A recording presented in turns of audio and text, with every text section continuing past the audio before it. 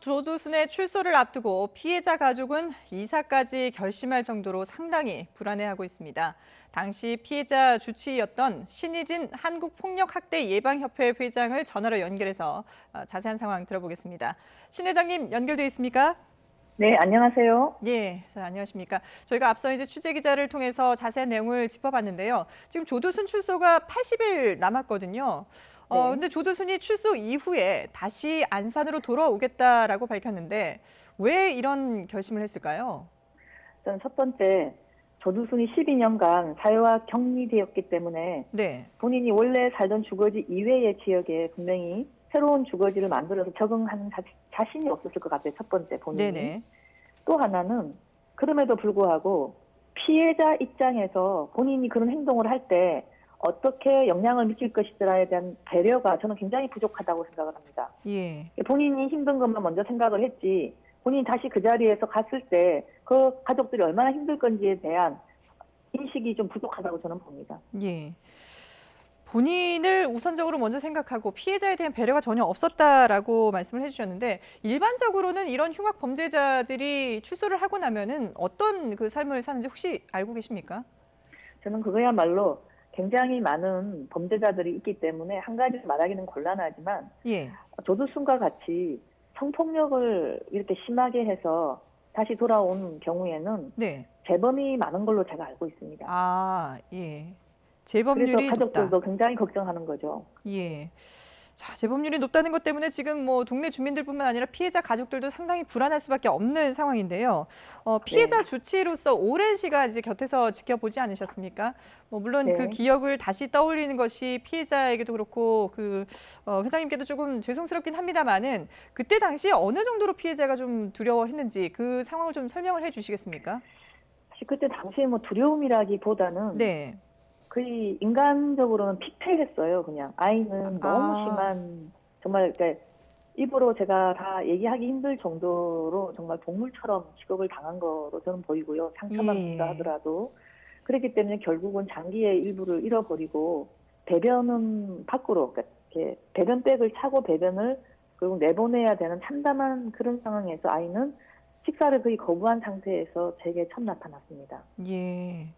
아, 글쎄요, 뭐 저희가 그 당시의 상황을 어떻게 그 이해를 할 수 있겠습니까만은 뭐 그 어떤 말로도 위로가 되지 않을 것 같은데요. 근데 그동안에 뭐 언론과 사회의 관심이 지금 또 이게 조두순이 출소를 한다고 해서 다시 또 주목을 받게 되는 그런 상황인데 이 네. 피해자와 가족들의 현재 건강 상태는 어떤가요?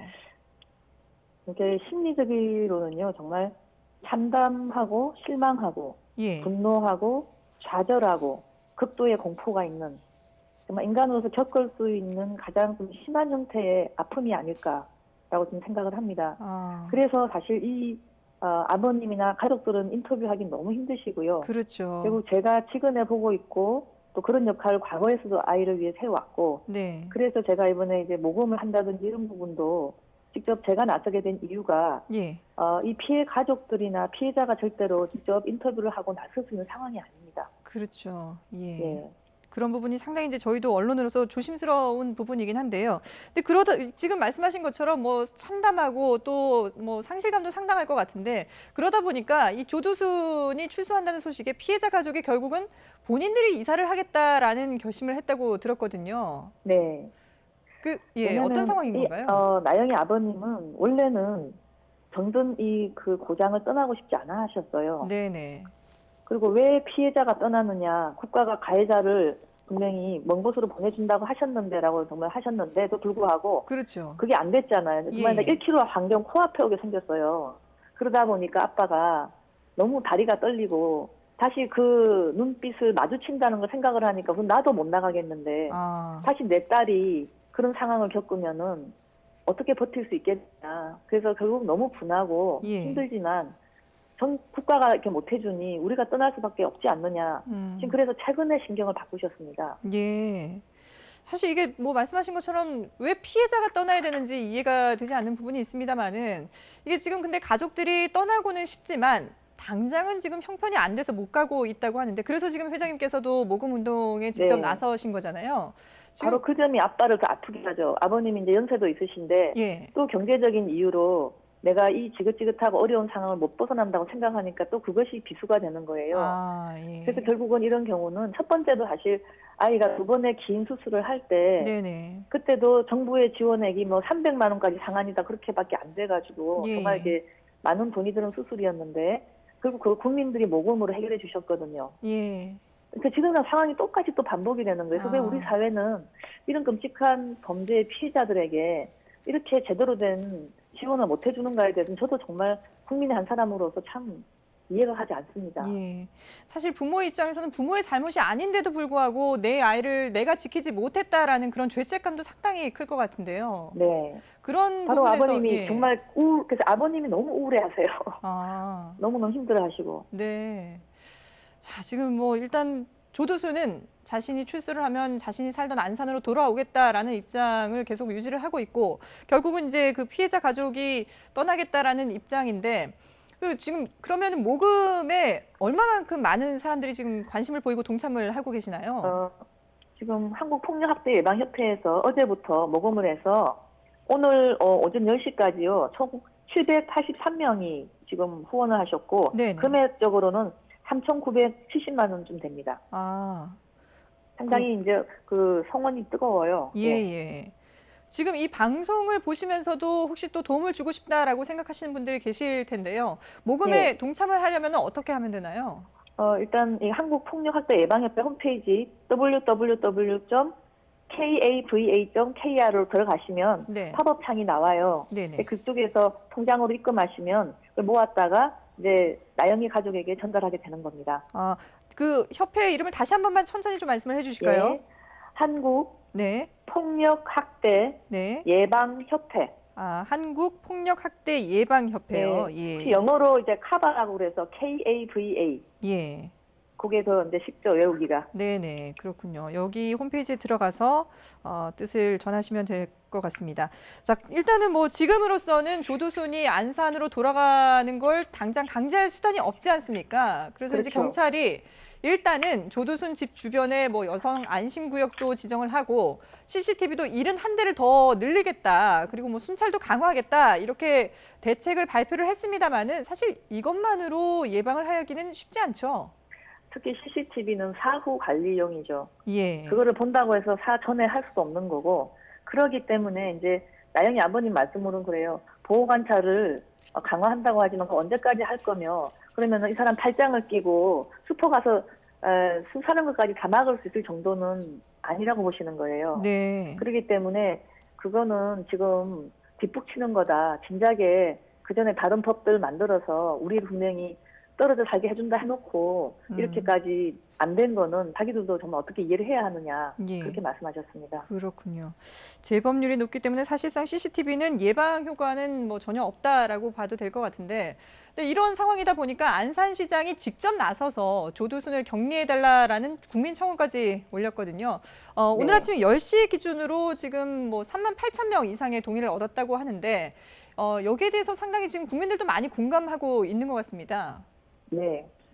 그렇지만 그 보호 수용에 대한 그 법안이 통과됐어야 되는 건데 예. 그것이 여태껏 미뤄졌기 때문에 있고 근데 통과된다 하더라도 소급 적용 문제가 상당히 법리적으로는 문제가 많기 때문에 예. 지금 당장에 이 법이 정말 초스피드로 통과된다 하더라도 이 조두순은 빠져나갈 가능성이 많고 네네. 나영이네는 좀 1km 내에서 가해자랑 다시 살아야 되는 현실은 변함이 없거든요. 그렇군요.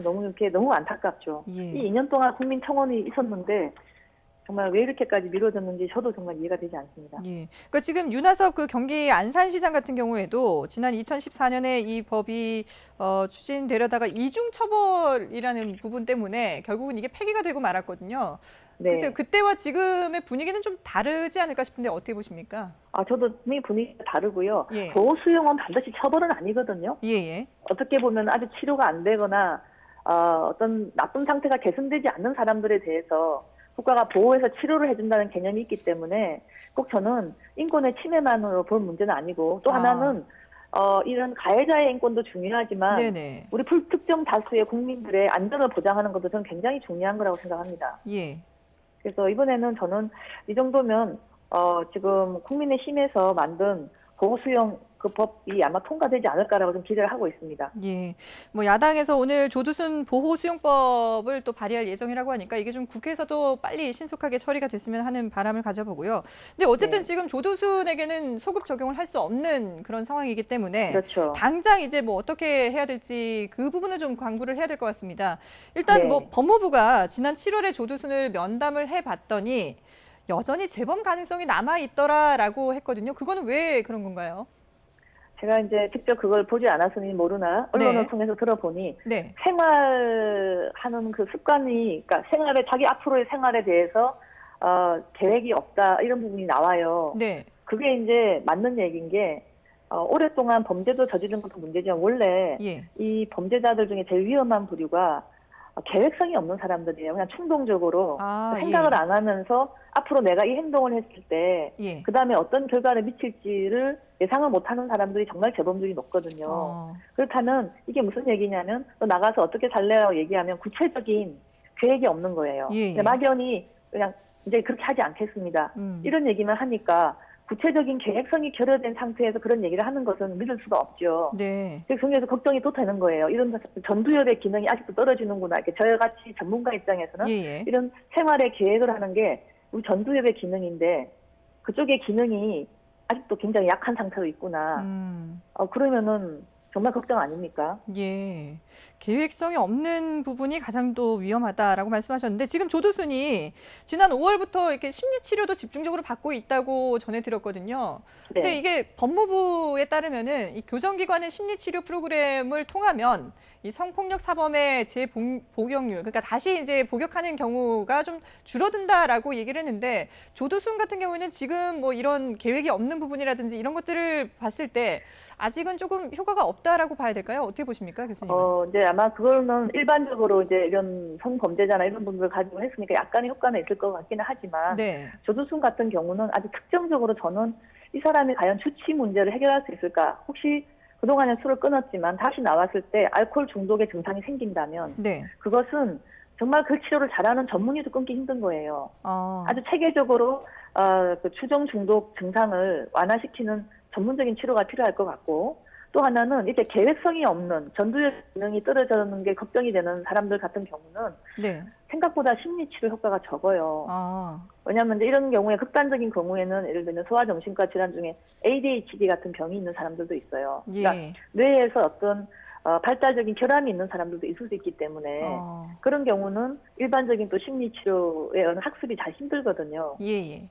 그렇기 때문에 그 두 가지 이유에 의해서 제가 특별히 조두순의 경우에는 걱정이 많이 되는 그런 입장입니다. 그렇군요. 지금 뭐 여러 가지로 많은 국민들도 지금 걱정을 하고 있는데 지금 말씀하신 이런 부분들에 대해서 좀 하루빨리 대책이 나와서 피해자들이 더 이상 또 심리적으로도 피해를 보는 일이 없기를 기대를 해보겠습니다. 네, 지금까지 신희진 한국폭력학대 예방협회 회장이었습니다. 교수님 오늘 말씀 고맙습니다. 네.